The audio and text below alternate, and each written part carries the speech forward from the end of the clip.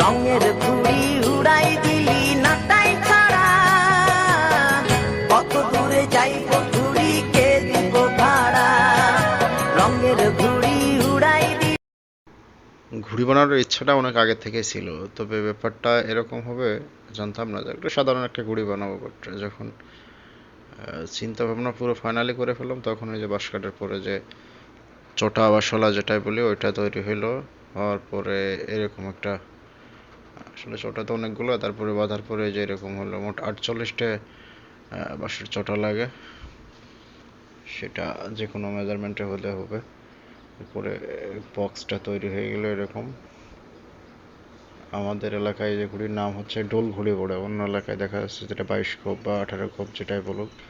এটাই যে রঙিন কাগজ দিয়ে যখন চারিপাশ বাঁধাই হবে, তখন লুকিংটা আরো গর্জিয়াস হবে। দেখেন নিচেরটা হয়ে গেছে, এখন উপরেরটা এই যে এরকম আর কি।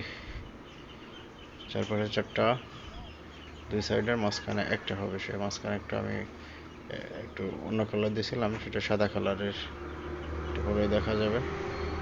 এই যে দেখেন সাদা, চারপাশে কালারটা একটু ভিন্ন কালার ছিল।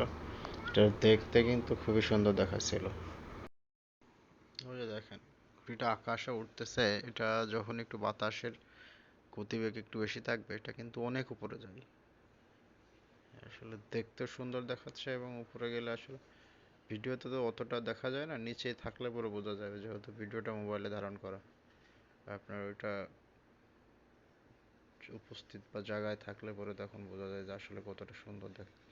আমার কাছে কিন্তু অসাধারণ লাগতেছিল, এবং নিজে বানানোর পরে সে ঘুড়িটা উড়লাম, এত বড় একটা ঘুড়ি, একটু ভালোই লাগে।